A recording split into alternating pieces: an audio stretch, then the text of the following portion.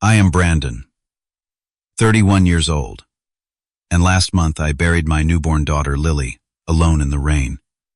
She lived just 3 days before a heart defect took her from us. While I watched her tiny casket lower into the ground, my parents were at my brother Ethan's pool party celebrating his promotion. My mother's words still echo, "It is just a baby. Your brother's party matters more." They had no idea what I would do next. If you are watching from somewhere that has experienced family betrayal, hit subscribe and stay with me through this painful journey that changed everything. Before my world shattered, I had what most would consider a good life. I worked as an architect at a respected firm in Boston, designing spaces where families would build memories while ironically struggling with my own family dynamics for years. My wife Sophie and I met during our sophomore year at university, both of us studying in the library late one night. She spilled coffee on my blueprints, and instead of being angry, I found myself captivated by her genuine apology and bright blue eyes. We dated through college, married 5 years ago, and had been excited to finally become parents after establishing our careers. The contrast between my brother Ethan and me could not have been more stark. At 27, Ethan still lived with our parents in their suburban home, working part-time at an electronics store with no ambition beyond weekend parties and the latest video games. My parents, Margaret and Richard, never seemed to notice or care about his lack of direction. Instead, they celebrated his every minor achievement, as if he had discovered the cure for cancer. Throughout my life, I had grown accustomed to my accomplishments being overshadowed by Ethan's trivial needs. When I graduated with honors from architecture school, my parents arrived an hour late because Ethan needed help moving his television to a friend's house. When I received my first major design award, they skipped the ceremony entirely because Ethan had tickets to a concert he wanted them to attend. The pattern was so predictable that my colleagues often expressed more pride in my achievements than my own family. Despite this imbalance, Sophie and I were overjoyed when we discovered she was pregnant. I still remember the moment she showed me the positive test, her hands trembling with excitement. We waited until the 12-week mark to share the news with our families. Sophie's parents responded with tears of joy and immediate offers of support. My parents nodded politely before quickly changing the subject to Ethan's new gaming console. The pregnancy journey brought Sophie and me closer than ever. We attended every appointment together, holding hands as we heard our baby's heartbeat for the first time. The gender reveal was a private moment between us, a small cake with pink filling that made Sophie cry happy tears. We chose the name Lily Grace after my grandmother, who had shown me the love my parents never could. We transformed our spare bedroom into a nursery, painting the walls a soft mint green and assembling the crib together on a Sunday afternoon. I installed a window seat where Sophie planned to nurse our daughter while looking out at the garden we had planted. Everything felt perfect, like we were finally creating the family I had always wanted. But Sophie's pregnancy became difficult during the 3rd trimester. Her blood pressure rose to concerning levels, and at 35 weeks her doctor recommended an emergency delivery. The hours that followed were terrifying. Sophie endured 22 hours of labor before our tiny daughter arrived, weighing just 5 pounds 3 ounces. Despite her small size, Lily was perfect. Wispy blonde hair, tiny button nose, and fingers that wrapped tightly around mine when I held her. Those first 24 hours were filled with cautious joy, as we took turns holding her, counting her fingers and toes, and marveling at the miracle we had created. On the 2nd day, a nurse noticed Lily seemed unusually lethargic and called for the pediatrician. Tests revealed what would destroy our world. Our daughter had a complex congenital heart defect that had gone undetected during prenatal screenings. The doctors explained that she would need immediate surgery, but her tiny body might not survive the procedure. I will never forget the helplessness of watching medical professionals rush our daughter away, Sophie's anguished screams echoing through the hospital corridor. We sat in the waiting room for 6 agonizing hours, clinging to each other, as if we might drown separately. When the surgeon finally appeared, his expression told us everything before he spoke a single word.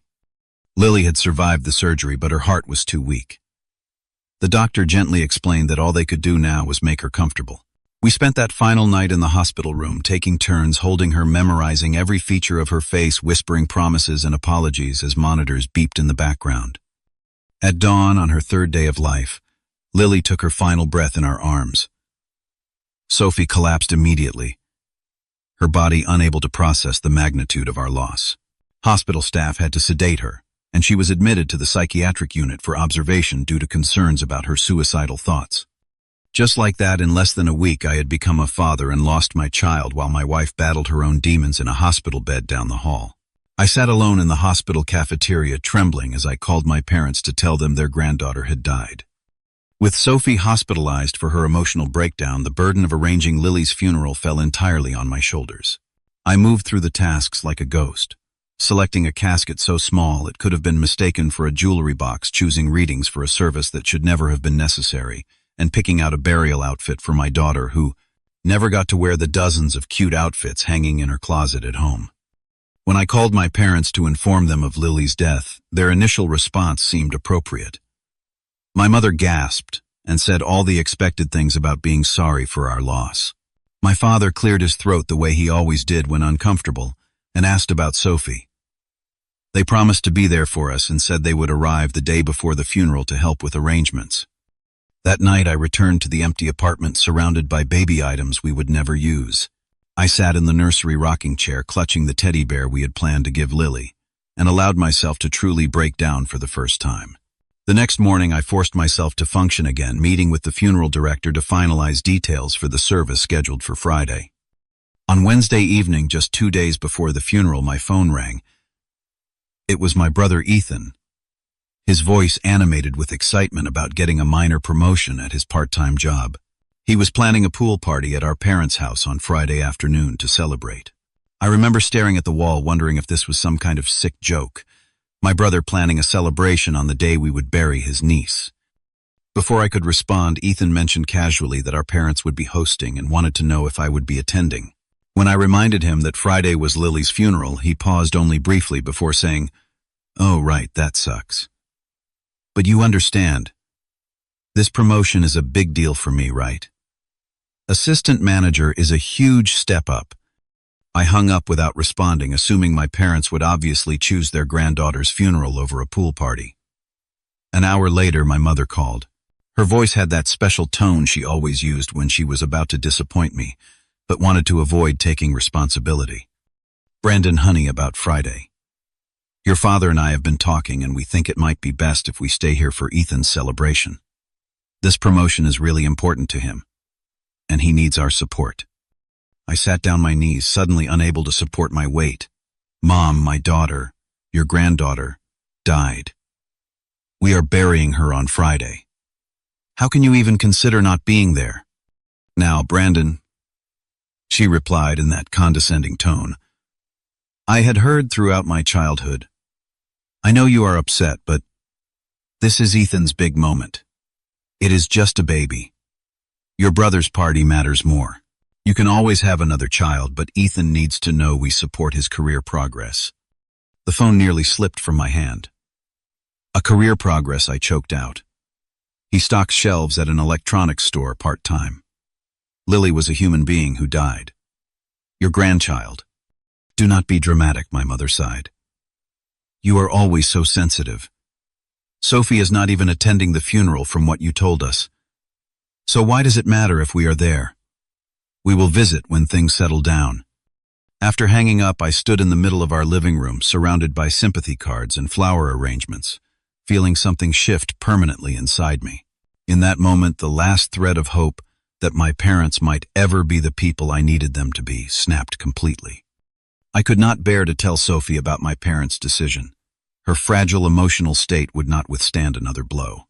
Instead, I told the hospital staff that my parents were unable to attend due to health reasons, a lie that felt bitter on my tongue but necessary to protect my wife. Friends stepped up in ways I never expected. My colleague Martin helped me select readings for the service. My college roommate flew in from Chicago to be there. Sophie's parents arrived devastated by their granddaughter's death, but steadfast in their support. They sat with Sophie in the hospital when I needed to finalize funeral arrangements, holding her hand and validating her grief in ways my own parents refused to do. The morning of the funeral arrived with appropriately gloomy weather. Rain poured from a steel-gray sky. As I stood in our bedroom struggling to button my shirt with trembling fingers, Sophie remained sedated in the hospital, her doctors advising against her attendance for fear it would trigger another breakdown. I kissed her forehead before leaving, promising to represent us both. At the cemetery, about 20 people gathered under a small tent. Friends, colleagues, Sophie's family. The absence of my parents created a void that everyone politely avoided mentioning. As the minister spoke words of comfort that felt hollow, I stood alone at the front, a tiny white casket before me containing all the hopes and dreams we had for our daughter. When it came time to place flowers on her casket, my hands shook so badly that Sophie's father had to help me. The final prayer finished and people began to disperse, offering awkward hugs and promises to check on me later. I remained rooted in place, unable to leave my daughter alone in the rain. After everyone had gone, I sat on the wet ground beside the small mound of dirt, uncaring about the mud, soaking through my suit pants. My phone buzzed in my pocket. A notification from social media. Without thinking, I opened it to find photos from Ethan's pool party. There were my parents smiling broadly, my mother in a floral swimsuit holding a cocktail, while my father flipped burgers on the grill. Ethan posed with his arms around two friends, a banner, reading, "Congratulations, assistant manager," hanging above the pool. They were celebrating while I buried my child alone. The disconnect was so profound that it felt like looking at a scene from an alternate reality. I shut off my phone, placed it on Lily's grave, and wept until I had no tears left. The days following Lily's funeral blurred together in a haze of grief and numbness. Each morning, I would wake up reaching for Sophie before remembering she was still in the hospital. The empty nursery door remained closed. Neither of us ready to face dismantling the room we had created with such hope. A week after the funeral, Sophie was released from psychiatric care, with a diagnosis of severe depression and a prescription for medication that made her eyes vacant and her movements slow. Her parents stayed with us, cooking meals neither of us could eat and fielding the well-intentioned but often painful visits from friends. I attempted to contact my parents the Sunday after the funeral. My father answered, his tone casual, as if nothing significant had happened. "We were wondering when you would call," he said. "Your mother wants to know how Sophie is doing." "How do you think she is doing?" I responded, my voice tight. "Our daughter died, and you both chose a pool party over her funeral." My father sighed heavily. "Brandon, you need to stop dwelling on this. What is done is done." Ethan's party was a success, by the way. His manager even stopped by. "Dad, do you understand what you did? Do you have any concept of how your actions affected me?" "You are overreacting," he replied. "Your mother and I have discussed it, and we think you are using this situation to create drama. When you have calmed down, we expect an apology for your attitude." Before I could respond, I heard Ethan's voice in the background. My father put him on the phone. "Bro, you need to chill," Ethan said, munching loudly on something. "It was just a baby who lived for 3 days. It is not like you guys had time to get attached. Meanwhile, I've been working toward this promotion for months." I hung up the phone and hurled it across the room, shattering a framed photo of our family from Christmas the previous year. Sophie's father found me sitting among the broken glass, helped me clean up, and poured me a drink without comment. As Sophie slowly emerged from the fog of medication, the strain on our marriage became evident. We moved around each other like ghosts, unable to connect through our individual pain. At night, I would hear her crying in the bathroom, the sound of running water, failing to mask her sobs. When I tried to comfort her, she would pull away, unable to bear being touched. The contrast between Sophie's parents' support and my own family's callousness only emphasized the depth of the betrayal. Her mother sat with Sophie for hours, looking through the few photos we had of Lily, acknowledging her existence and her loss. Her father fixed things around our apartment and took me out for drinks, allowing me to talk or remain silent as needed. My anger and resentment grew with each passing day. Nightmares plagued my sleep, dreams where I was running through hospital corridors, hearing Lily cry but unable to find her. I would wake gasping for air, my heart pounding so hard I feared it might stop. At work, I stared blankly at blueprints, unable to focus on designs for family homes that now seemed like cruel reminders of what I had lost. The first hint that my parents were rewriting history came from my cousin Rachel, who called to ask why I had prevented my parents from attending Lily's funeral. According to the story they were spreading throughout the extended family, I had told them they were not welcome at the service because I blamed them for some unspecified aspect of Lily's death. That is absolutely false, I told Rachel, my voice shaking with fury. They chose not to come because they attended Ethan's pool party instead. They told me, and I quote, "It is just a baby. Your brother's party matters more." Rachel's shocked silence spoke volumes. She apologized for believing their version and promised to set the record straight with other family members. The knowledge that my parents were not only unrepentant but actively villainizing me added a new dimension to my pain. As November approached, bringing with it the Thanksgiving holiday, my parents began calling daily, leaving voicemails about their expectation that Sophie and I would attend the family gathering to move past this unfortunate situation. Each message increased the pressure in my chest, a building rage that threatened to consume me. Sophie, now more present but still fragile, was adamant. "I will never set foot in their house again. They do not deserve to know me or any future children we might have." The mention of future children opened a wound we had both been carefully avoiding. The doctors had assured us that Sophie could physically have more children, but the emotional scars of losing Lily made that possibility seem both distant and terrifying. After much internal debate, I decided to attend Thanksgiving alone, not to make peace, but to finally confront my parents with the full weight of their betrayal in front of the extended family they had been lying to. The night before, I rehearsed what I would say during the hour-long drive, gripping the steering wheel so tightly my knuckles turned white. Sophie watched me prepare to leave with worried eyes. "Are you sure about this? They do not deserve your presence." "This is not for them," I replied, straightening my tie. "This is for me. And for Lily. I need to stand up for our daughter one last time before I cut them out of our lives completely." As I drove to my parents' suburban home, memories of childhood disappointments played through my mind like a sad film reel.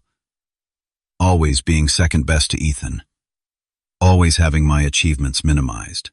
Always making excuses for their behavior to friends who could not understand why my parents missed important events. I realized that their choice to skip Lily's funeral was not an aberration, but the culmination of a lifetime pattern that I had normalized. For the first time, I felt not just grief and anger, but a clarity that would guide my next actions and ultimately change the course of my life. I arrived at my parents' house just as other family members were pulling into the driveway. The familiar colonial-style home was decorated with autumn wreaths and pumpkins, creating a picture-perfect holiday scene that felt like a mockery of the turmoil inside me. My Aunt Patricia embraced me immediately, whispering condolences about Lily that sounded genuine. Uncle Robert, my father's brother, clasped my shoulder firmly and asked how I was holding up with sincere concern. Inside the house smelled of roasting turkey and pumpkin pie scents that had once represented comfort but now turned my stomach. My mother spotted me from the kitchen doorway and hurried over, her face arranged in a practiced expression of sympathy. "Brandon, sweetheart, we are so glad you came," she said, attempting to hug me. I stepped back, maintaining distance. Her smile faltered only momentarily before she continued. "Where is Sophie?" Still not feeling up to socializing. "Sophie will never set foot in this house again," I replied quietly. "She is spending Thanksgiving with her parents who actually supported us when our daughter died." My mother's eyes narrowed slightly before she recovered her hostess demeanor.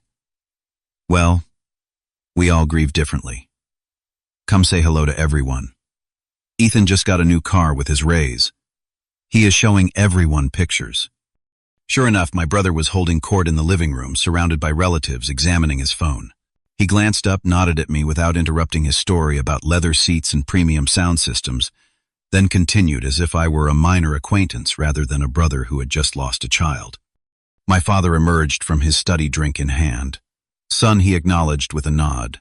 No hug, no mention of Lily, no acknowledgement of the funeral they had missed just weeks ago. Just son, as if nothing had changed. Dinner was served with the typical holiday fanfare. 20 family members squeezed around the extended dining table, and overflow card tables. I sat silently as conversations about football, Christmas plans, and workplace gossip swirled around me. No one at my end of the table mentioned Lily directly, though I caught pitying glances from cousins who quickly looked away when I met their eyes. The breaking point came during dessert. My mother, passing around pumpkin pie, smiled brightly at me and said, "Brandon, when you have kids someday, you will have to bring them for Thanksgiving. Family traditions are so important." The room did not immediately go silent.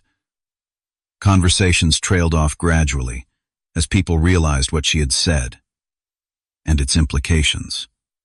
I set down my fork with deliberate slowness. "When I have kids someday," I repeated, my voice carrying across the now quiet table. "Mom, I had a child. Her name was Lily Grace. She died 3 weeks ago." My mother's smile became fixed. "You know what I meant, Brandon. In the future, when you and Sophie start a family properly." Start a family properly. The words hung in the air between us. Lily was our daughter. She lived for 3 days. She had blonde hair and my nose, and Sophie's chin. She was a person who had a funeral that you and Dad skipped to attend Ethan's pool party. Several relatives gasped. My cousin Rachel spoke up. "Wait, you actually chose a pool party over your granddaughter's funeral?" I thought there must have been some misunderstanding when Brandon told me. My father set his glass down heavily. "This is not the time or place for this discussion, Brandon.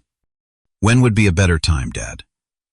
When were you planning to acknowledge that you chose Ethan's assistant manager promotion over your dead granddaughter?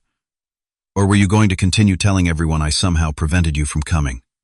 My Aunt Patricia looked between my parents with horror. "Richard, Margaret, tell me this is not true. You could not possibly have missed your grandbaby's funeral for a party." Before my parents could respond, Ethan interrupted. "Oh my God, can we not do this again? It was just a stupid funeral.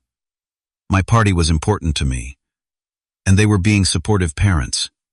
The table erupted. Uncle Robert stood up, his napkin falling to the floor. "Just a stupid funeral. That was your niece." "Ethan." My mother tried to regain control of the situation. "Everyone needs to calm down. Brandon is exaggerating as usual. We had valid reasons for not attending." "Valid reasons," I laughed, a hollow sound that surprised even me. "Mom, you told me, and I will never forget these words. It is just a baby. Your brother's party matters more. You can always have another child. Tell me, in what world are those valid reasons?" Cousin Mike shook his head in disgust.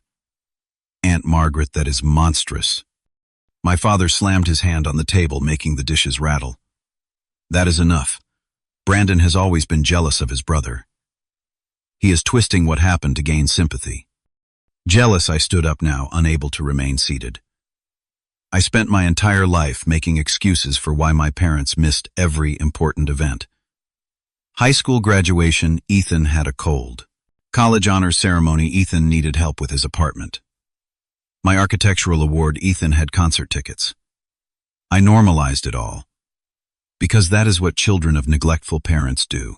But missing my daughter's funeral, that is where I draw the line. Uncle Robert moved to stand beside me. "Richard, I have watched this dynamic for years and said nothing but this is beyond the pale. That baby was your flesh and blood." My father's face reddened. "Do not tell me how to run my family, Robert. Brandon has always been difficult, always demanded too much attention." Ethan rolled his eyes dramatically. "Your drama is ruining my holiday, bro. Some of us want to enjoy Thanksgiving without your pity party." The room fell silent at his callousness. Then my cousin Sarah, who had been quiet until now, stood up. "I just had a baby 3 months ago. I cannot imagine losing her, let alone having my family abandon me when I did. What you did was unforgivable." One by one, family members began to voice their shock and disapproval.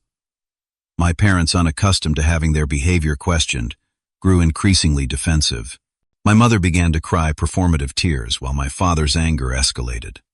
"If you cannot get over this and move forward as a family, then perhaps you are not welcome in this family anymore." Brandon, my father, finally declared, his voice cutting through the chaos. The ultimatum hung in the air, and I felt a strange sense of calm wash over me. I was part of this family for 31 years, constantly trying to earn love that should have been freely given. I do not need to be part of it anymore. Lily deserved grandparents who would acknowledge her existence, who would mourn her loss, who would show up when it mattered. You failed her, just like you failed me countless times before. I placed my napkin on the table and walked toward the door. My father called after me. If you walk out now, there will be consequences, Brandon. The family business, your inheritance, all of it. I turned back one last time. Keep it all. I would rather have nothing than continue pretending this is what family should be. To my surprise, Uncle Robert, Aunt Patricia, and several cousins stood up and followed me out. In the driveway, Uncle Robert embraced me properly. I should have said something years ago, son. Your parents have always treated you unfairly, but this is beyond anything I could have imagined. Whatever you need, we are here. Driving home, the gravity of what had just occurred hit me fully. I pulled over on a quiet side street and finally released the sobs I had been suppressing throughout the confrontation. It was both an ending and a beginning. The death of the relationship I had always hoped to have with my parents, and the birth of a new understanding of what family truly meant. December arrived with cheerful holiday decorations that felt like knives to my heart. Sophie and I had planned to celebrate Lily's first Christmas with matching family pajamas and a special ornament to mark the occasion. Instead, we avoided shopping malls with their Santa displays and muted Christmas commercials featuring happy families. Our marriage strained under the weight of shared grief, experienced separately. Sophie had returned to therapy 3 times a week, but declined my offers to attend couples counseling. I can barely handle my own feelings, she explained one night. I cannot take on yours too. The distance between us grew a chasm of pain too wide to bridge. 2 weeks before Christmas, Sophie announced she needed space and would be staying with her parents through the holidays. I look at you and see Lily, she whispered as she packed her suitcase. I see the family we were supposed to be, and it hurts too much. I did not fight her decision, understanding the need to escape the apartment that held too many reminders. The day she left, I stood in the doorway of the nursery for the first time since Lily's death, unable to cross the threshold into the room with its mint green walls and empty crib. Work provided no refuge. My concentration lapsed during important client meetings, designs remained incomplete, and deadlines passed unmet.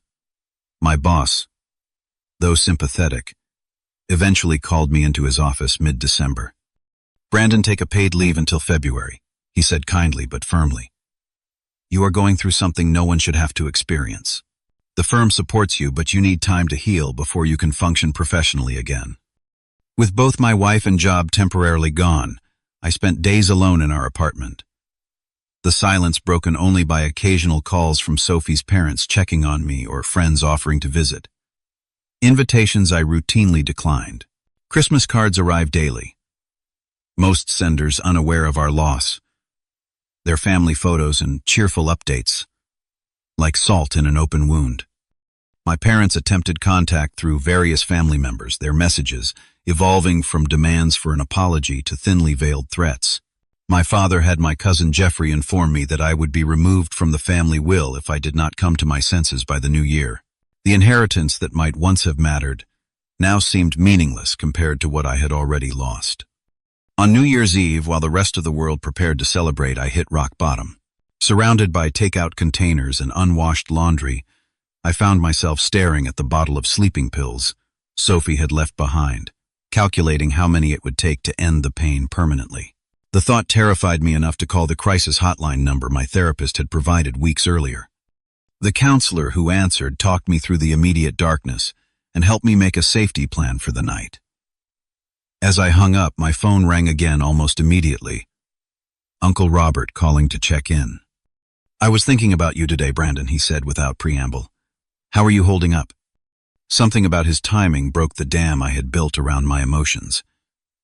I told him everything. Sophie leaving my job situation, the depth of my grief, and the dark thoughts that had nearly overwhelmed me that night. I am coming over, he said immediately. Do not argue. I will be there in 30 minutes. True to his word, Uncle Robert arrived, bearing groceries and a determined expression. He cleaned my kitchen while I showered for the first time in days, then cooked a proper meal and sat across from me at the table until I ate every bite. Over coffee, he shared something I had never known: my parents' pattern of behavior extended far beyond their treatment of me. "Your father has always been this way," Uncle Robert explained. "Our own parents favored him, and he learned to expect preferential treatment. When he married your mother, who shares the same tendencies, they reinforced each other's worst qualities." He revealed that Ethan had already drained significant portions of my parents' retirement savings with failed business ventures they had funded without question. They enable him because he makes them feel needed and important.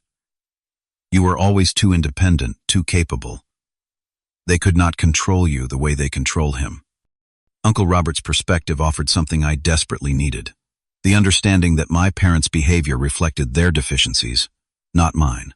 "You did not lose real parents at that Thanksgiving confrontation, Brandon. You lost the illusion that they could ever be the parents you deserved." Before leaving, Uncle Robert made me promise to call my therapist in the morning and consider attending a grief support group he had found specifically for parents who had lost infants. "You do not need your parents' approval to build a meaningful life," he said at the door. "Lily would want you to honor her by living well."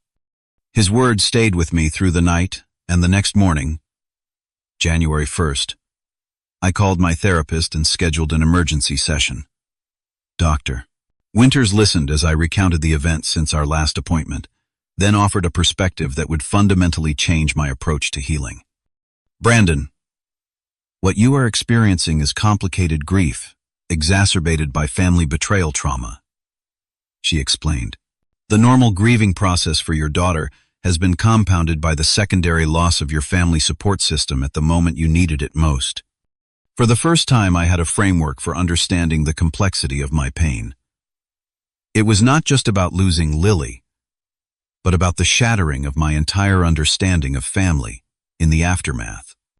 Dr. Winters suggested a structured approach to healing: regular therapy sessions, medication to help manage my depression symptoms, and gradually addressing the physical reminders of Lily in our home.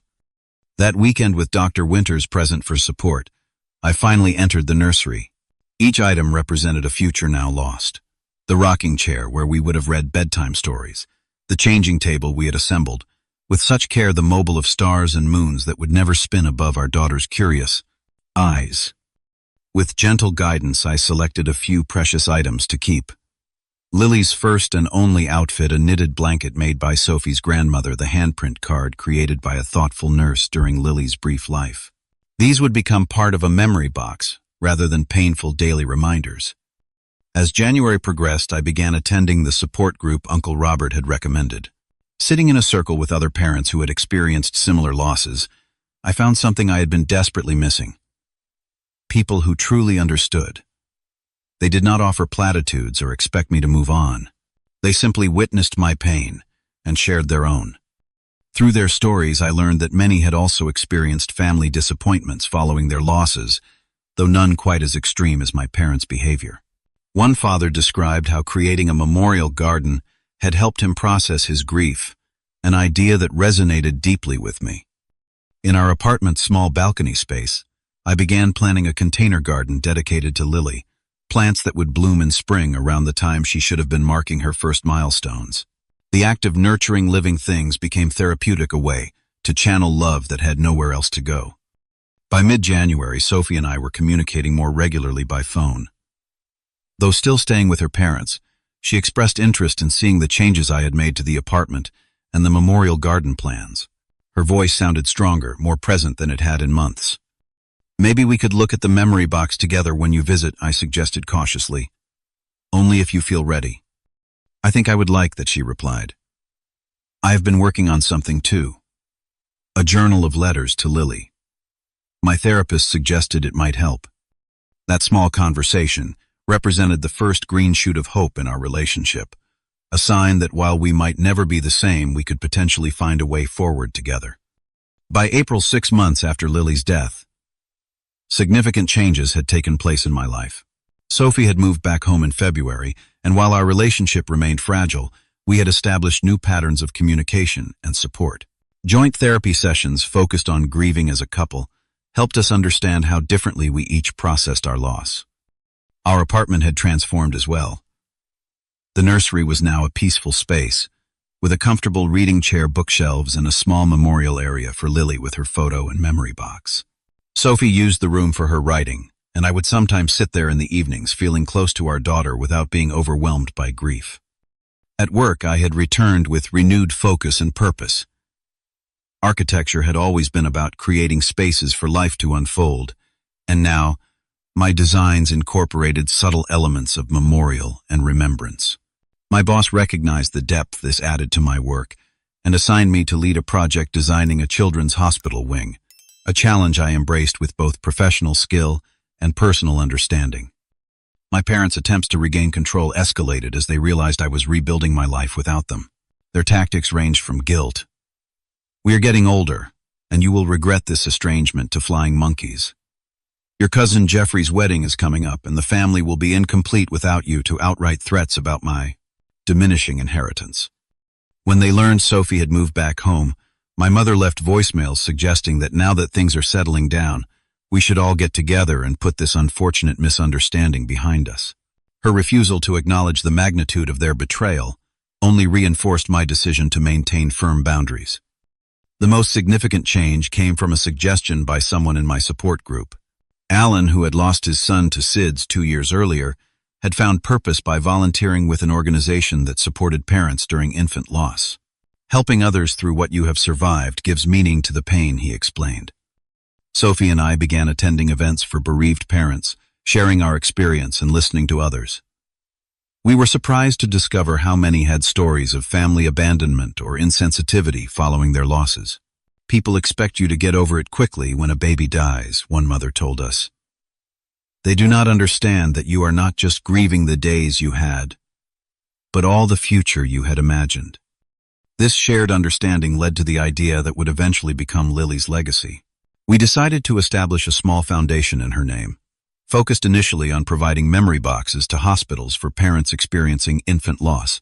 Each box would contain items we had found meaningful: a journal, a disposable camera for capturing memories, information about grief resources, and a soft blanket for holding during the difficult days ahead. As word of our initiative spread through support groups and social media, donations began arriving from unexpected sources. Several of my relatives, including Uncle Robert and Aunt Patricia, made generous contributions. Friends organized fundraising events. Sophie's writing skills proved valuable as she crafted compassionate materials to include in the boxes. Meanwhile, Ethan's latest drama unfolded predictably.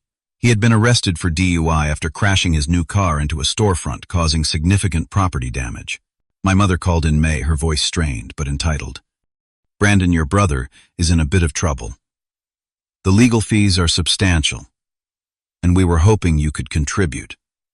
Family helps family in times of need." The irony was so profound I nearly laughed. "Is that so, Mom? Where was that family commitment when we buried Lily?" "You are still dwelling on that. This is an emergency, Brandon. Ethan could face jail time." "Ethan made his choices," I replied calmly. "Just as you and Dad made yours. I suggest you look into public defenders." My mother's tone shifted instantly from pleading to cold.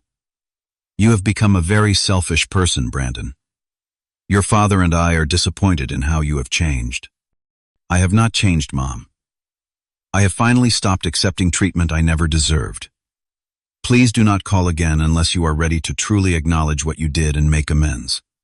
2 weeks later, my parents escalated their attempts to force contact by showing up unannounced at my workplace. The receptionist, aware of my family situation, immediately called security while alerting me to their presence. I arrived in the lobby to find my father demanding to see me while my mother created a scene about being kept from her son. Security personnel approached, respectfully but firmly. "Sir, Madam, if you have not been invited to the premises, we need to escort you out."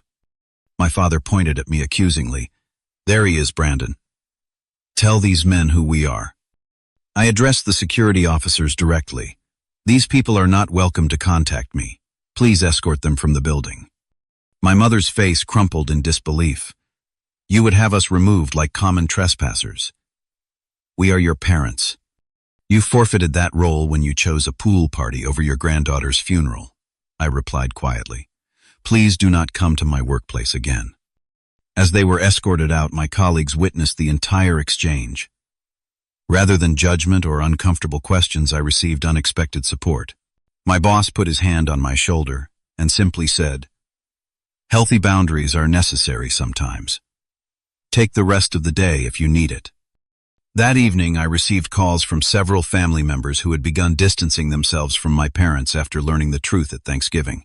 Cousin Rachel reported that my parents had been telling increasingly outlandish stories about me, claiming I had mental health issues and had threatened them. Uncle Robert confirmed that many in the extended family had seen through these lies and were privately supporting my decision to cut contact. What had begun as a painful fracture in the family was evolving into something unexpected, a realignment based on authentic relationships rather than obligation. I found myself surrounded by a chosen family of supportive relatives, friends, and fellow bereaved parents who offered genuine connection without manipulation or conditions. By summer, Lily's foundation had grown beyond our initial expectations. What began as a small memorial project expanded to include funding for hospital bereavement training, support group facilitation, and eventually a modest research grant for congenital heart defect prevention. Sophie and I found purpose in transforming our pain into support for others walking the same difficult path. The foundation's first official fundraising gala coincided with what would have been Lily's first birthday. Local media covered the event, interviewing us about the foundation's mission and the importance of supporting grieving parents. The story ran on the evening news and in the city newspaper, complete with photos of Sophie and me standing beside Lily's portrait at the event. 3 days later, I received a text message from Ethan. "Saw you on the news. Mom and Dad saw it too. They are freaking out that you are getting attention for this. Dad smashed the television. Just thought you should know they are still nuts." It was the first time my brother had contacted me since Thanksgiving, and possibly the first time he had ever shared information that was not self-serving. I considered not responding, but finally texted back, "Thanks for letting me know." His reply came quickly. "Whatever. Not taking sides. Just thought it was kind of messed up how they reacted to you doing something good." It was hardly an apology or acknowledgement of his own role in the betrayal, but it suggested that perhaps even Ethan had moments of clarity about our parents' dysfunction. I did not pursue further conversation, recognizing that he remained entangled in their toxic system in ways I had finally escaped. The revenge, if it could be called, that was not something I had consciously planned. It came naturally through living well, through finding meaning in tragedy, and through refusing to participate any longer in the dysfunctional family dynamics. My parents had to watch from a distance as I built a life of purpose and integrity without their approval or involvement. Perhaps the most powerful statement I could make about their irrelevance to my healing journey. October arrived again, marking 1 year since Lily's brief life and death. Sophie and I planned a memorial service that reflected how far we had come in our grief journey. Unlike the funeral, which had been shadowed by my parents' absence and Sophie's hospitalization, this gathering felt like a true celebration of Lily's impact. We held the service in a garden where we had sponsored a small memorial bench with Lily's name. Friends, supportive family members, and people we had met through the foundation gathered to share memories and reflections. Sophie read a poem she had written, her voice steady and clear. I spoke about how our daughter's 3 days of life had ultimately changed thousands of lives through the foundation's work. The most significant change in our lives had come just 2 months earlier when Sophie discovered she was pregnant again. The news brought complicated emotions, intense joy mingled with fear and guilt. Our medical team developed a comprehensive plan with extra monitoring and testing to detect any potential heart issues early. Every appointment brought anxiety, but also cautious hope. At the memorial service, Sophie placed a hand over her small baby bump as she laid flowers on Lily's bench. "Your little brother or sister will know all about you," she promised. "You will always be our firstborn, our beautiful Lily." The path to this new pregnancy had not been smooth. Months of therapy, both individual and as a couple, had helped us work through the terror of potentially experiencing another loss. We had discussed adoption as an alternative, researched genetic testing, and spent countless hours deciding if we were emotionally ready to try again. When the 20-week scan revealed we were having a boy with a healthy heart, we both wept in the ultrasound room.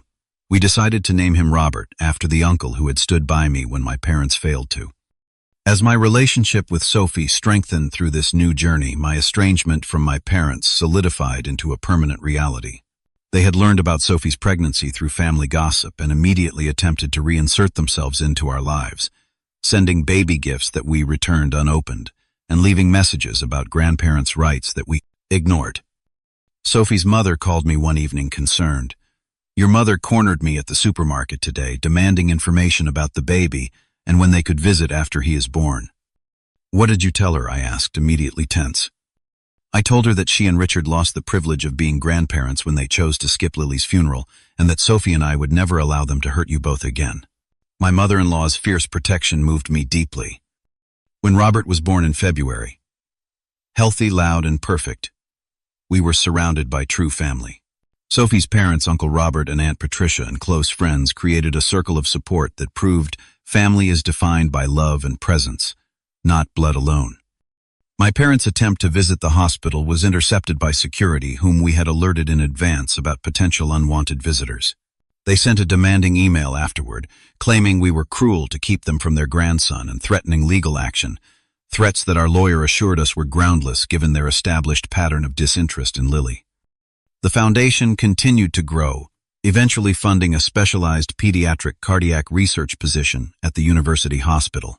At the announcement ceremony, I shared our family's story publicly for the first time, not to shame my parents, but to highlight how support systems matter profoundly during loss and how their absence compounds grief. As Robert reached his developmental milestones, first smile, first laugh, sitting up, we celebrated each one with awareness of how precious these moments were. The nursery, once Lily's and now Robert's, contained subtle tributes to his sister, a butterfly mobile similar to her stars and moons, a small framed footprint card beside his crib, a children's book about a big sister in heaven. With each passing month, I found greater peace with my decision to remove my parents from our lives. Therapy had helped me understand that grieving the parents I wished I had was necessary before I could fully accept the reality of the parents I actually had. Dr. Winters called it ambiguous loss, mourning a relationship that technically still existed but would never provide what I needed. 1 year after Robert's birth, we planned a foundation gala that coincided with his first birthday celebration. The event had grown significantly, now attracting corporate sponsors and prominent medical professionals. Sophie and I stood at the podium together to announce a new initiative funding counseling services specifically for siblings and grandparents of infants who had died, addressing the ripple effects of loss throughout families. As guests mingled during the reception, the event coordinator approached nervously. "Mr. Brandon, your parents are at the entrance requesting to be admitted. They say they have tickets, but they are not on the guest list." Sophie gripped my hand, her expression concerned. "What do you want to do?" After a moment's consideration, I walked to the entrance myself. My parents stood there in formal attire, my mother clutching a designer handbag, my father with the impatient expression he always wore when made to wait. "Brandon," my mother stepped forward, "we bought tickets to support your charity. Surely you cannot turn away paying donors." I looked at them both, feeling strangely calm. "This foundation exists because you were not there when we buried Lily. You were not there when we needed family most. You do not get to appear now and pretend to support her legacy for social credit." My father's face reddened. "Now see here, we have made mistakes, but we are still your parents. We have a right to be part of our grandson's life. Rights are earned through reliability and love," I replied. "You were not there when we buried her. You do not get to be part of how we honor her." The security team stood nearby waiting for my signal. I shook my head. "Please refund their ticket purchase and escort them out." As they were led away, my mother called out, "This is not over, Brandon." But it was over. I returned to Sophie, Robert, and our true family, the people who had supported us through our darkest days and celebrated our healing with genuine joy. That night, after guests had departed, and Robert was asleep in his crib, Sophie and I sat on our balcony among Lily's memorial garden, now lush with flowers that would soon bloom again on her birthday. "Do you ever regret cutting them off completely?" Sophie asked gently, for Robert's sake. I considered the question carefully. I regret that Robert will not know his biological grandparents, but I do not regret protecting him from people who could not be there for his sister. Tragedy reveals character Sophie. It showed us who truly deserved to be in our lives. The foundation work continues to grow, touching thousands of families navigating infant loss. Each memory box includes a card with Lily's story and the message that grief deserves acknowledgement, that every life matters regardless of its length, and that finding purpose after loss is possible. I often think about how different things might have been if my parents had simply shown up that rainy day at the cemetery. Their choice revealed a truth I had spent decades avoiding: that some family relationships cannot be fixed through effort or forgiveness alone. Sometimes the healthiest choice is to invest your love where it will be valued and returned. Lily lived just 3 days, but her impact continues to ripple outward through the lives we touch through her foundation. In the end, her short life taught me more about love, family, and resilience than my parents managed to teach me in 31 years. If you have experienced family betrayal during your darkest moments, know that you are not alone. Finding your true family, whether blood-related or chosen, is perhaps the most healing journey you can undertake. Have you ever had to make difficult decisions about toxic family relationships? Share your experience in the comments below. And if this story resonated with you, please subscribe to hear more stories of healing and transformation. Thank you for witnessing our journey, and may you find peace in your own.